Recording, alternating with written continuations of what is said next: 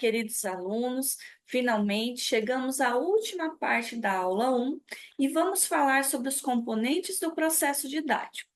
Mas o que seria esse processo didático?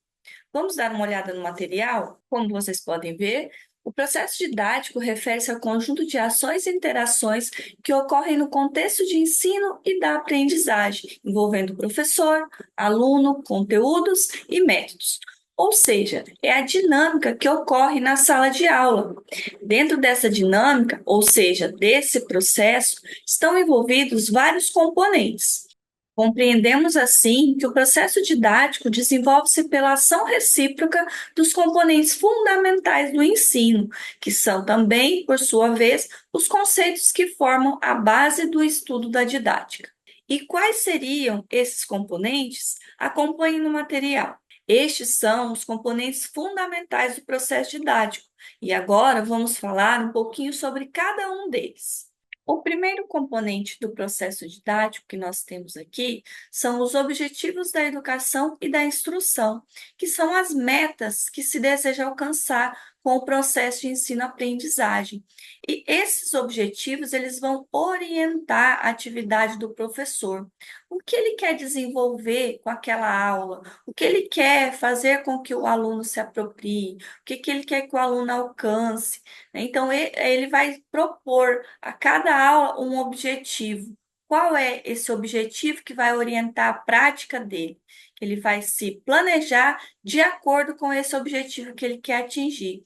Isso significa que a prática docente, ela não pode ser descompromissada. Toda vez que se vai entrar em uma sala de aula para ministrar uma aula, o educador precisa ter claramente definido o seu objetivo de ensino. Existem os objetivos gerais e os específicos. Os gerais se referem a um objetivo mais amplo. Já os específicos, eles vão se referir a partes específicas do conteúdo. Depois nós temos os conteúdos, representa o conjunto de saberes que serão trabalhados no processo educativo.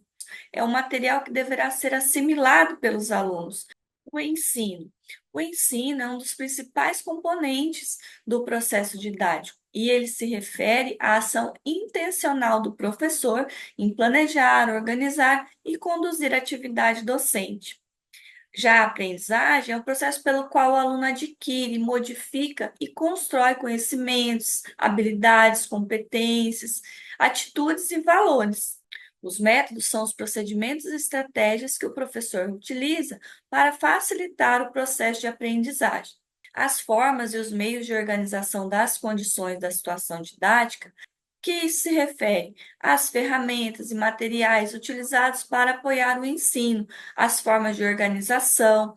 O professor vai organizar a sala em círculo, em fileiras, em grupos, todas essas decisões vão interferir na forma como vai ocorrer tanto o ensino quanto a aprendizagem. Temos também, como componente do processo didático, a relação professor-aluno. Mesmo que o professor organize uma boa aula, tenha objetivos claros, escolha bons métodos, recursos didáticos, organize o meio da melhor forma possível, escolha adequadamente o conteúdo.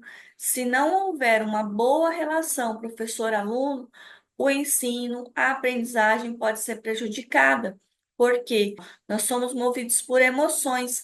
Então, a partir do momento que há uma situação em que não existe uma conexão entre professores e alunos, não existe o respeito, não existe a aceitação, pode ocorrer que o aluno ou mesmo o professor, prejudicado por essa emoção negativa, acabe deixando com que isso interfira no processo de ensino-aprendizagem. E, por fim, nós temos a avaliação. A avaliação é o componente que permite verificar o progresso dos alunos e o alcance dos objetivos propostos. É por meio da avaliação que o professor vai fazer essa verificação. Os objetivos propostos no início da disciplina foram atingidos, né? Os que foram propostos no início da aula, porque, como eu disse antes, os objetivos gerais eles são de uma forma mais ampla, que se vai verificar apenas no final. Mas nós temos também os objetivos específicos que se vai verificando durante o processo, né, no decorrer das aulas. A avaliação tem, então, por objetivo permitir essa verificação. Não serve apenas para verificar o progresso do aluno, mas também o desempenho do professor. Os objetivos que foram propostos no início da disciplina foram atingidos? A avaliação deve estar continuamente presente no processo didático, pois é por meio dela que o professor estará verificando os resultados da sua prática e fazendo novos direcionamentos para práticas futuras. Vamos para o próximo slide.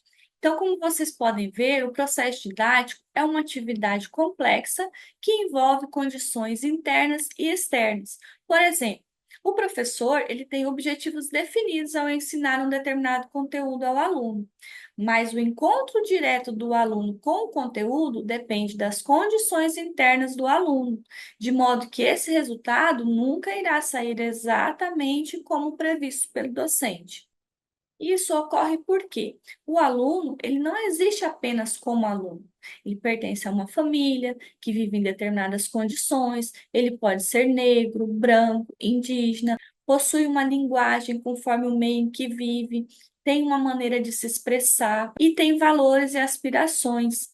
Conhecer essas condições, lidar bem com elas, é uma das tarefas básicas do professor ao conduzir o trabalho docente. A ação didática, como foi citado na aula anterior, não é uma ação neutra, ela é uma ação política, está vinculada a normas estabelecidas conforme os interesses da sociedade.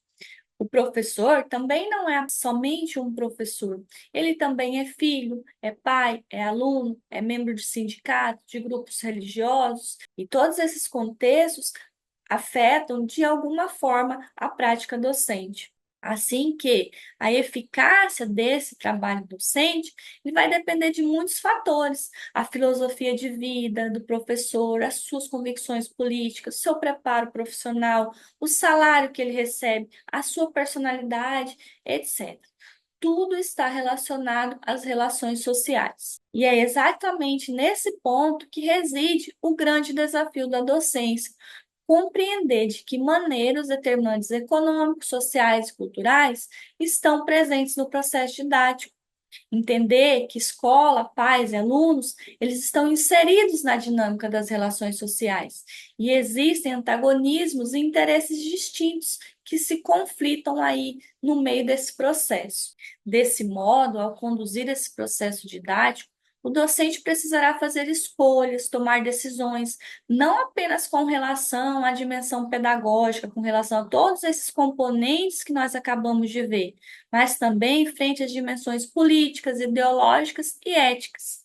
Para isso, é preciso avaliar as condições concretas implicadas no ensino, tais como quais são as exigências postas pela sociedade, os programas oficiais, o que eles prevêem, a formação dos professores, como ela é feita, os meios de ensino que estão disponíveis na instituição, as características socioculturais e individuais dos alunos, as condições prévias que esses alunos possuem para estudar determinada matéria e também a relação professor-alunos. Essa capacidade de compreender cada situação didática e transformar de maneira positiva todo esse conjunto de condições para a organização do ensino é o que irá definir o sucesso do processo didático. Bem, alunos, espero que tenham gostado da nossa aula de hoje e que já estejam refletindo sobre as questões colocadas aqui, para que possam ir se construindo enquanto futuros profissionais da educação. Até a próxima!